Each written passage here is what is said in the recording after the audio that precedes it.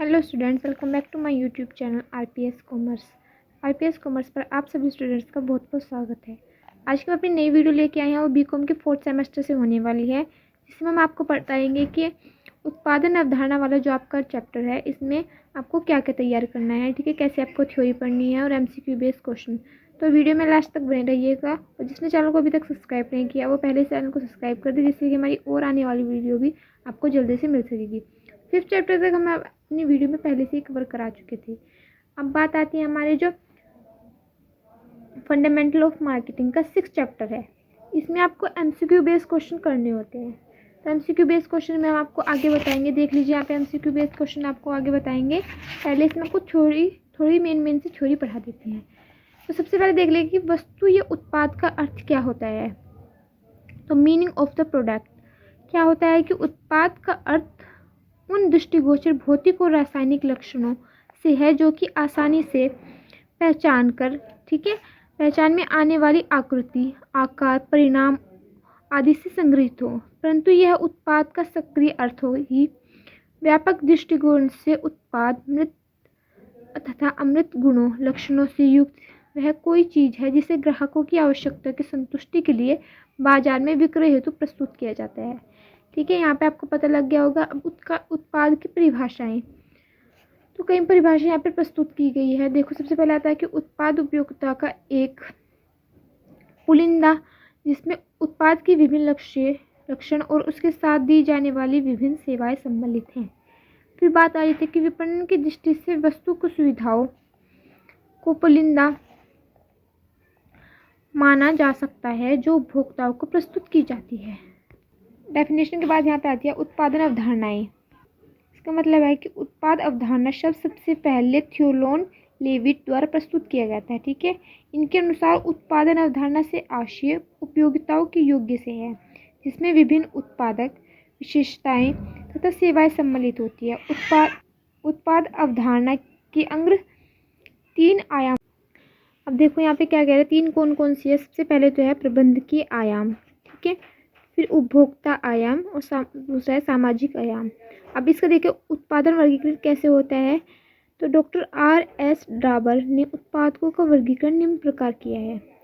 निर्मित उत्पादन, ठीक है, उसमें 2 आते हैं। एक होता है उपभोक्ता उत्पादन, एक होता है औद्योगिक उत्पादन। उपभोक्ता और औद्योगिक 2 प्रकार के उत्पादन हो गए। अब देखो, उपभोक्ता उत्पादन में हमारे फिर 3 प्रकार से वर्गीकृत किया जाए, 3 भागों में बांट दिया है। सबसे पहले सृजनात्मक सुविधाजनक उत्पादन, बिक्रीगत उत्पादन, विशिष्ट उत्पादन। और औद्योगिक में हमारे आते हैं उत्पादन सुविधाएं एवं उपकरण, उत्पादन माल और उत्पादन आपूर्तियां। अब देखो यहाँ पे क्या बताया गया है कि इसके महत्व। तो उत्पाद का महत्व जो है वो उसे भी 2 भागों में बांटा गया है। सबसे पहले एक बात है कि विपणनकर्ताओं के लिए महत्व हो गया, ठीक है, फिर यहाँ पे रहता है क्रेता की दृष्टि के लिए महत्व। अब हमारे यहाँ पे बात आती है एमसीक्यू बेस्ड क्वेश्चन की।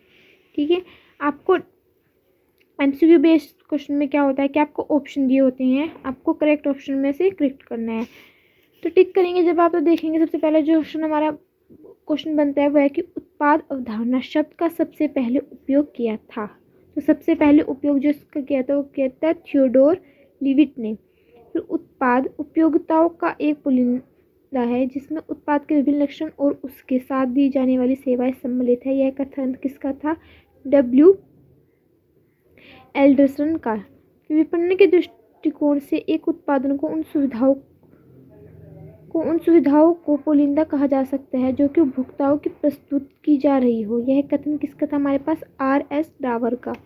अब हमारा क्वेश्चन बनता है कि निम्नलिखित में से कौन उपभोक्ता उत्पाद है।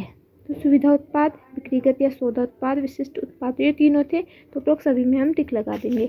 फिर क्वेश्चन यहाँ पे हमारा आता है अगला, निम्नलिखित में से कौन सा उत्पाद का हिस्सा है। तो मूर्तवान वस्तुएं हैं, या विस्तारित वस्तुएं हैं, या जातिगत वस्तुएं हैं। तो ये तीनों होती है, तो यहाँ पे भी हमें उपरोक्त सभी में लगाएंगे। निम्नलिखित में से कौन औद्योगिक उत्पाद है। तो ये सभी। उत्पाद से संतुष्ट होने चाहिए कौन? उपभोक्ता की आवश्यकता, ठीक है, ये संतुष्ट होनी चाहिए। निम्नलिखित में से किसने उत्पाद को उपभोक्ता उत्पाद, औद्योगिक उत्पाद और सुरक्षा उत्पाद के रूप में वर्गीकृत किया था। तो ये किसने किया था? R.S. ड्राबर ने। ठीक है, ये हमने पढ़ा भी थ्योरी में। निम्नलिखित में से कौन उत्पाद अवधारणा का आयाम है? तो ये तीनों आयाम आते हैं, उपभोक्ता भी, प्रबंधक की भी, सामाजिक भी। तो उपरोक्त सभी में हम टिक लगाएंगे। अब थियोडोर लेविट के अनुसार उत्पाद अवधारणा के आयाम कितने थे? 3। उपभोक्ता उत्पाद के ग्राहक होते हैं, तो उपभोक्ता ये होते हैं अंतिम उपभोक्ता। उत्पाद अंतरलीय इनकी मिश को प्रभावित करने वाला घटक कौन कौन से है? बाजार मार्ग में परिवर्तन, उत्पाद प्रभाव, प्रतिस्पर्धित क्रियाएं और प्रक्रियाएं। इनके उपरोक्त सभी में यहाँ पे टिक लगाएंगे। अब बात आती है कि उत्पाद मिश्र की संरचना में शामिल हैं, तो इसमें भी सभी होंगे, तो इसमें सभी पे टिक लगाएंगे। उत्पाद प्रकृति के इससे आश्चर्य क्या है कि समीप से संबंधित उत्पादों का समूह। अब बात आती है नेक्स्ट क्वेश्चन की कि औद्योगिक वस्तुओं में जो वस्तुएं शामिल नहीं होती उन्हें क्या कहते हैं? विशिष्ट वस्तुएं। प्रत्येक वस्तु प्रकृति में औसत वस्तुओं की संख्या कितनी है ये बताती है। तो यह है कि इसमें राइट आंसर होगा गहराई। कौन सा कथन सत्य है? तो प्रत्येक उत्पाद एक पृथक ब्रांड होता है, ये सत्य है। एक उत्पाद का विशिष्ट मॉडल, ब्रांड अथवा आकार जो फर्म बेचती है वो को कहते हैं, क्या कहते हैं? उत्पाद मद।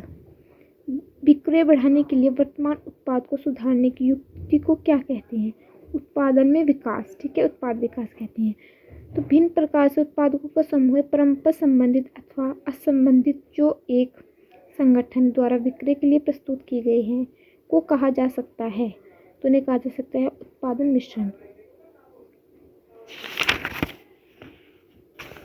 यहाँ मेरा नेक्स्ट क्वेश्चन बनता है कि रोगरज द्वारा किए गए अपनाने वालों के वर्गीकरण में सबसे छोटा भाग क्या है? तो सबसे छोटा भाग है नवप्रवर्तक। अब ग्राहकों की वह श्रेणी जो कीमत के प्रति अधिक संजम तथा संरक्षण पसंद होते हैं, उत्पादों को अपनाने में होते हैं पिछड़े हुए। अब उत्पाद जो भोक्ताओं को तुरंत संतुष्ट प्रदान नहीं करते परंतु दीर्घकालीन में लाभकारी हैं, वो क्या कहलाते हैं? हितकर उत्पाद। अब सिगरेट एवं शराब उदाहरण है आनंददायी उत्पाद। निम्नलिखित में से कौन उत्पाद परिकल्पना का विस्तार नहीं है? तो बहुरूपी उत्पाद में किसका विस्तार नहीं है। अब एक निर्माता द्वारा उच्च गुणवत्ता वाले उत्पाद प्रस्तुत करने की प्रक्रिया जिसके निम्न गुणवत्ता वाले उत्पाद प्रसिद्ध है को कहा जाता है, उसे कहा जाता है व्यापार बढ़ाना। ठीक है, फिर मानकीकरण करते समय उत्पाद के निम्नलिखित भौतिक गुणों पर विचार किया जा सकता है। तो मूल प्रभार या फिर आकार, आकृति, अंत विस्तार, रासायनिक अथवा तकनीकी तत्व। तो उपरोक्त सभी कहा जा सकते हैं। उत्पाद विभाग उत्पाद की संयुक्तता है पूर्ण विक्रय के लिए प्रस्तुत करना। अब क्वेश्चन बनता है कि निम्नलिखित में से कौन सा उत्पाद का भाग सेवा से संबंधित बनता है? तो सर्ववृत्ति। अब संपूर्ण उत्पाद की तीसरी पथ जो उत्पाद के बारे में मनोवैज्ञानिक विचार है जो उपभोक्ताओं क्रय को प्रभावित करती है के नाम से जानी जाती है, वो जानी जाती है चयनात्मक उत्पाद के नाम से। अब जब उत्पाद कई प्रतियोगियों भंडारों को देखकर तथा विभिन्न निर्माताओं और परिचूनियों द्वारा प्रस्तुत विभिन्न विकल्पों की तुलना करके खरीदे जाते हैं, वे डैश के रूप में जाने जाते हैं। किसके रूप में? खरीद के उत्पाद के रूप में उन्हें जाना जाता है। अब खरीद में विस्तृत नियोजन के समय संलिप्त तथा विराम पूर्वक क्रय बारंबारता के लिए इच्छित है। किसके लिए? विशेषज्ञता उत्पाद के लिए। अब उपभोक्ता उत्पादकों एवं औद्योगिक उत्पादकों में कोई अंतर नहीं होता है। इस कथन पर अपनी राय दीजिए। तो ये क्या होगा? देखो, उपभोक्ता उत्पादकों एवं औद्योगिक उत्पादकों में कोई अंतर नहीं होता। ये क्या है? ये गलत कहा गया, यानी कि ये असत्य है। अब औद्योगिक उत्पाद वे होते हैं जिनके द्वारा प्रयोग किया जाता है, औद्योगिक क्षेत्रों में रहने वाले व्यक्तियों द्वारा प्रयोग किया जाता है। अब क्वेश्चन यहाँ पे हमारा जो बन रहे हैं वे हैं कि देखो, यहाँ से देखो आप ये कि एक निर्माणी संगठन द्वारा बिक्री के लिए उत्पादित विक्रय विभिन्न वस्तुओं के समूह को क्या कहते हैं? वस्तु मिश्रण। वस्तु मिश्रण में परिवर्तनों को प्रभावित करने वाले प्रमुख घटक क्या हैं? तो वो होंगे ये उपरोक्त सभी। उत्पाद मिश्रण है क्या? 3 आयाम वाला। निम्नलिखित में से कौन औद्योगिक उत्पाद नहीं है? वो है सुविधा उत्पाद। उत्पाद के प्रमुख प्रकार होते हैं 3। एक संस्था द्वारा उत्पादित सभी वस्तुओं का समूह होता है उत्पाद मिश्रण। उत्पाद हो सकते हैं क्योंकि स्पर्शनीय, अस्पर्शनीय, इनके ओ भी दोनों। अब औद्योगिक उत्पाद में शामिल क्या है? कच्चा माल, उपकरण, तैयार माल, ये तीनों। उत्पाद मिश्रण मुख्यतः प्रभावित होता है उत्पादन से, वित्तीय से, विपणन से। तो उपरोक्त सभी से, तो उपरोक्त सभी से हमारा आंसर होगा।